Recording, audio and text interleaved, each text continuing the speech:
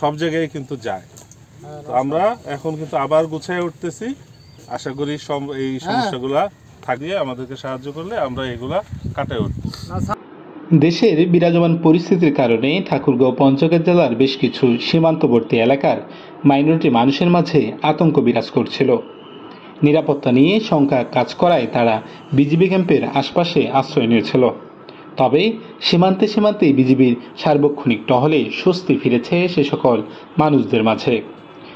শনিবার সকালে বালিয়া সীমান্ত ফাঁড়ি পরিদর্শন করেন ঠাকুরগাঁও 50 বর্ডার গার্ড বাংলাদেশ ঠাকুরগাঁও সেক্টরের sector commander Mohammad Touhidur Rahman PSC.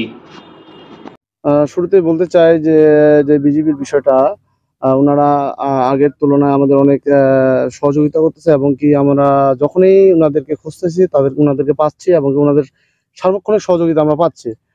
প্রয়োজনে আমাদের যে ভারত যাওয়ার বিষয়টা আসলে এই বাংলাদেশ ছেড়ে আসলে কাউকে যেতে চায় না মন, যে আমরা ভারতে চলে যাব আমাদের সবকিছু আর্থিক সম্বল ফেলে রেখে, এটা আমরা কখনো আশা করি না। অবস্থা ভালো, এখন কোনো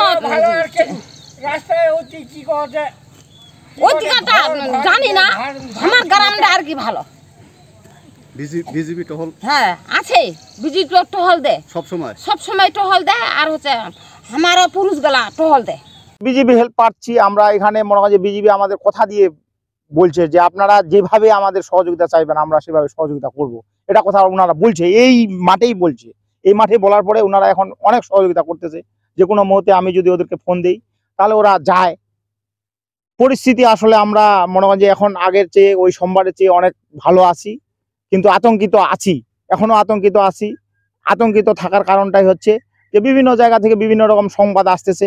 আচ্ছা, আসলে প্রথমেই আমি বলতেছি যে বিজিবি টহল পার্টি আমাদের এখানে সর্বোচ্চ চেষ্টা করেছে এবং সর্বোচ্চ নিরাপত্তা দিয়েছে, এবং আমাদের এই অত্র এলাকা বালিয়াতে কারো বাসায় কোনো হাঙ্গামা হয় না এ পর্যন্ত। শুধু বাইরের কিছু লোকজন আসছিল এমনি বেড়াতে, হাঙ্গামা কোনো কিছু হয় না। যথেষ্ট মানে আমাদের যে এখানে যে বিজিবি টহল পার্টি আছে ওনারা সর্বোচ্চ চেষ্টা করছে আমাদের ভালো রাখার জন্য, এবং দিন রাত 24 ঘন্টা ওরা এখনো আমাদের এখানে টহল দিচ্ছে এবং পাড়ায় পাড়ায় মহল্লায় মানে যাচ্ছে।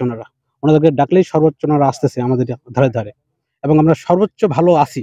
যে দেশের বিরাজমান পরিস্থিতির কারণে আমাদের ঠাকুরগাঁও এবং পঞ্চগড় অঞ্চলের বেশ কিছু সীমান্তবর্তী অঞ্চলের কিছু মাইনরিটি গ্রুপ তারা আতঙ্কগ্রস্ত হয়ে তারা আমাদের ক্যাম্পের আশেপাশে সমবেত হয়েছিল।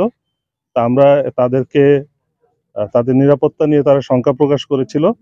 আমরা তাদেরকে আশ্বস্ত করেছি এবং আমরা নিরাপত্তা ব্যবস্থা জোরদার করেছি এবং আমরা সার্বক্ষণিক টহল পরিচালনা করছি।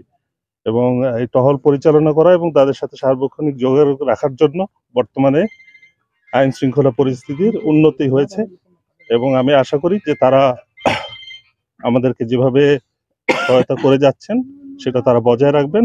এবং আমরা তাদেরকে এটা আশ্বস্ত করছি যে কোনো কুচক্রী মহল যদি এই ধরনের কোনো ব্যবস্থা গ্রহণ করে বা তাদেরকে নিরাপত্তা বিঘ্নিত করে আমরা তাদের বিরুদ্ধে ব্যবস্থা নিব।